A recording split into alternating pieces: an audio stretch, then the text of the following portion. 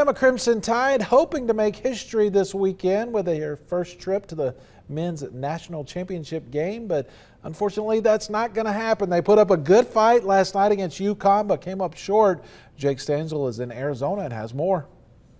Aaron Estrada said after Alabama's 86-72 loss to UConn that it doesn't matter how the regular season went, that you can be a team that still does something special like this and make the program's first ever Final Four. I mean, UConn is said to be a team that is near bulletproof, and they showed just that behind good defense and a 7'2" big man by the name of Donovan Clingan.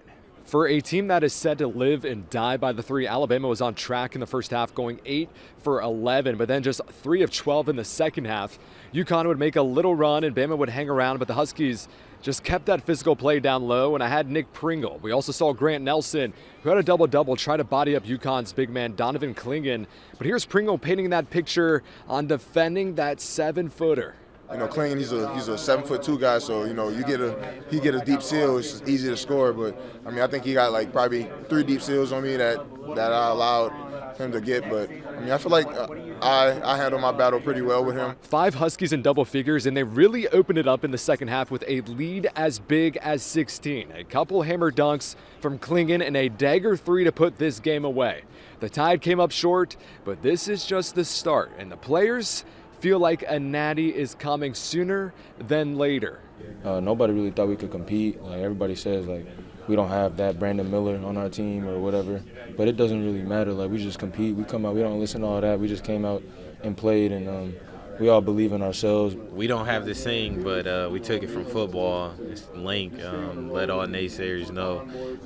I feel like that's the thing that's going around in Bama culture right now, because a lot of guys around Bama have said that everything in Bama has dropped off, and we just let everybody know that we're not just a football school, we're a basketball school too. It's amazing what he's going to be able to do, you know, the next few years, and you know, in 5 years I can see, you know, Coach O's making it to, you know, 3-4 more, you know, Final Four, so and more. I feel like he's going to, you know, touch a national championship, you know, here soon. I'm glad that I was a small part of bringing the Alabama fan base some joy through the basketball team and making a Final Four. But while it was great, and I want to, you know, thank them and thank our players for getting us here, we're not finished. We'd like to get back here and win this whole thing. Nate Oates mentioned after the game once more about knocking on that door. The aim, of course, is to get back here and win it, and the door is open about what this team will look like next year. Aaron Estrada has no more college eligibility.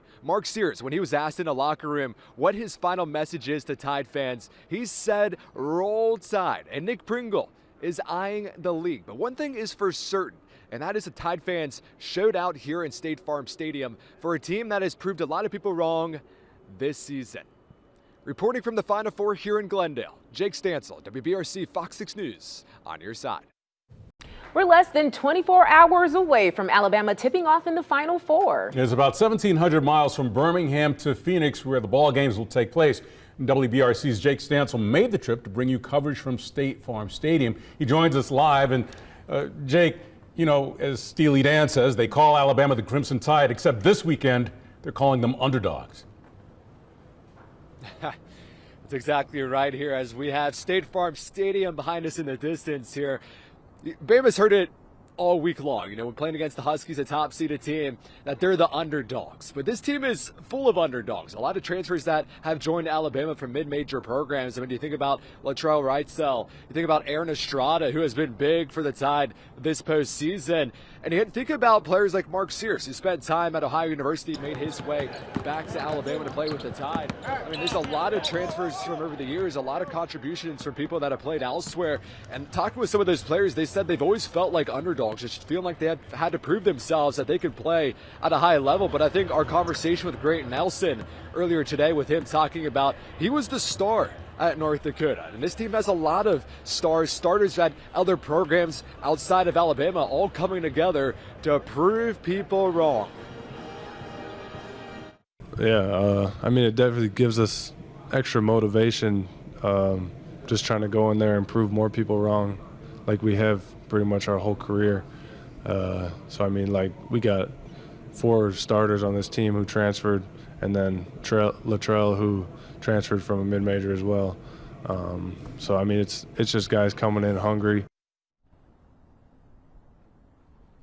These underdogs are going to try to be the top dogs and take down those Huskies and UConn. I mean, as we've said, you can use any term you want. Juggernaut, buzzsaw. I mean, UConn is the real deal. They have been steamrolling past teams. But Bama feels like they can have success against the Huskies. They said they've been watching film of teams that have had success playing UConn. And they're going to look to give it their best shot as we get ready for tip-off here at State Farm Stadium. Live here in Glendale, Jake Stansel, WBRC, Fox 6 News, on your side. Thanks, Jake. Well, Disappointing loss last night for the Alabama men's basketball team. They fell to UConn in the Final Four, ending a season that went farther than most people expected it to. Our Jake Stansel has a recap from Arizona. We started this tournament with 4 teams from Alabama. Alabama, the only one to get out of the first round and make the program's first ever Final Four appearance. The road ended here, though, for the Crimson Tide against the Huskies. UConn playing against Purdue in a national championship game on Monday. Nate Oates and the rest of the Crimson Tide players talked about that. They feel close to winning a national championship. They've been to the Sweet 16, been to an Elite 8, now been to a Final Four. They want to get back to this point and, of course, win it all and win a national championship. I'm glad that I was a small part of bringing the Alabama fan base some joy through the basketball team and making a Final Four. But while it was great, and I want to, thank them and thank our players for getting us here, we're not finished. We'd like to get back here and win this whole thing. It's amazing what he's going to be able to do, the next few years. And, in 5 years, I can see, Coach O's making it to, 3, 4 more, Final Fours. So, and more. I feel like he's going to, touch a national championship, here soon. Next season, this is going to look different, of course. The Crimson Tide are going to look different. Talking about having to reload with the status of Grant Nelson. Will he come back? Mark Sears, what's his future going to look like? Nick Pringle looking to test the NBA. And you also have Aaron Estrada, who's out of college eligibility. So it's going to be interesting to see how the Tide reloads to get ready for next season. But looking to get back to this point and, again, win the whole thing. Here in Arizona, Jake Stansel, WBRC, Fox 6 News, on your side. Big thanks a lot to parents.